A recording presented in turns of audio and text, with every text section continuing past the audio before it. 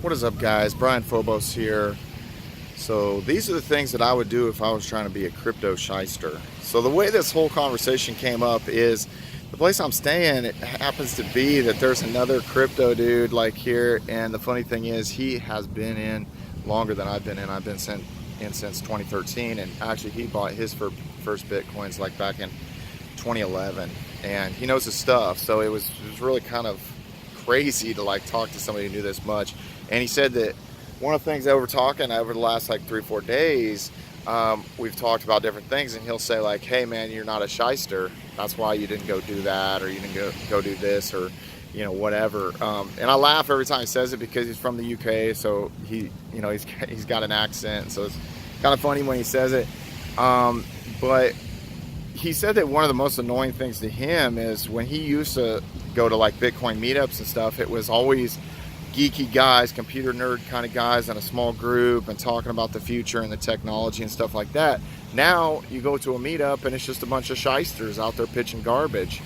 And it really did upset me in 2017 to see like all these projects. They found out about cryptocurrencies, blockchain technology 2 weeks prior, and then wrote a white paper, and then it ended up earning like millions of dollars. I mean, and I actually thought that the SEC was going to come down harder on a lot of these projects in some respects for selling unlicensed securities, but to tell you the truth, they kind of went light on people and hit a couple projects with a little slap on the wrist, and ultimately those projects are still going, like Paragon Coin.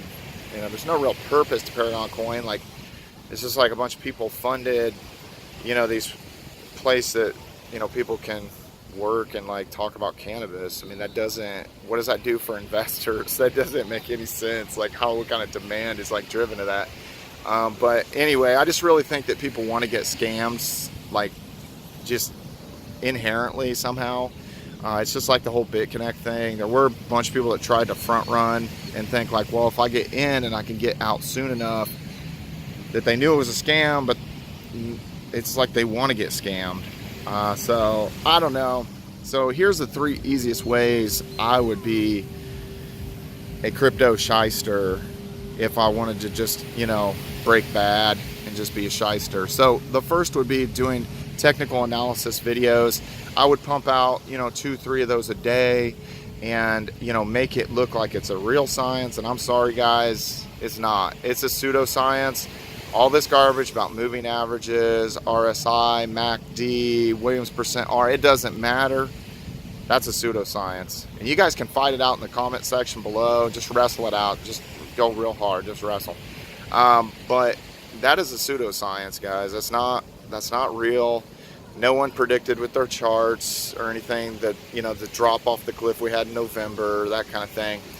And at the end of the day, what makes you think that if someone like Data Dash or Trayvon James or something like that is going to draw these lines and stuff, do you think that like a human can spot a pattern better than a machine? If it's all based on all these metrics and spotting patterns, then don't you think a machine would just do better than a human at that? But of course, the best AIs can't actually predict the market. A lot of times, hedge funds don't even beat the S&P 500, and there's a reason for that.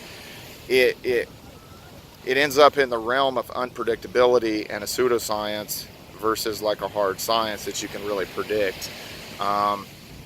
So at the end of the day, guys, that would be the first way to be a shyster. I would make technical analysis videos every day, and I would crap out 3 or 4 of them. And people believe in this stuff. That's part of the reason why a guy like Data Dash has so many followers. And I will say this, he has done some videos where he's, went more in depth about the fundamental analysis.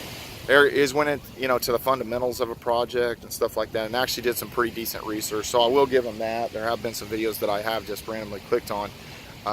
But as far as the technical analysis stuff, that's just BS. So anyway, the second way that I would be a crypto shyster would be to do an ICO and then essentially be so light on all the people that I hired and everything that you just have some digital remote assistants, in a place like this, like Thailand or in the Philippines, and they just do minimal amount of like sending out emails and getting on Telegram and all that kind of stuff. And then, you basically act like, well, we're always developing this, and then you never can deliver a product. And, you know, 95% of the ICOs were just scams, unfortunately. And it was, you know, kind of, it sucked to see that, because you're just thinking this is the worst thing, you know, that we have here in crypto. And then you know that the weight of it's just going to kind of press everything down when everything washes out. So, yeah, it's not a good situation. So the third way that I would be a crypto shyster, which would actually kind of like put me at less risk than, you know, and technically it's not even in a gray area, is that I would like pump all types of money into, like, let's say you're not going to be able to level up on Steam because there's too many people controlling like the massive amount of value in there. But you could level up on something like, let's say, Whale Shares or some of these other delegated proof of stake chains, maybe Scorum, that kind of thing. And you would buy up like a certain amount of power, and you'd create fake accounts, just these anonymous ghost accounts. And then you would just do the lowest effort things, like write comments and then upvote yourself 100%, and then just say, screw everybody else. This is my stake, and I'm just gonna do this extraction. You know, I'm just going to be extracting wealth out of this system. And it's, I mean, as far as the algorithm is concerned and the way the thing works, I mean, there's really nothing preventing people from doing that. There's a lot of people doing that. But then that's part of the reason why Steam and these other platforms are, in a way, it has nothing to do with actual any kind of quality content or engagement. It's actually just this weird game. And we could just draw a smiley face every day, and if we could get people just to upvote us consistently every day, put us on auto voters, then that would be the lowest effort. Or just write, you know, hi, great post, and then upvote it 100%, and then just try to extract as much as we can.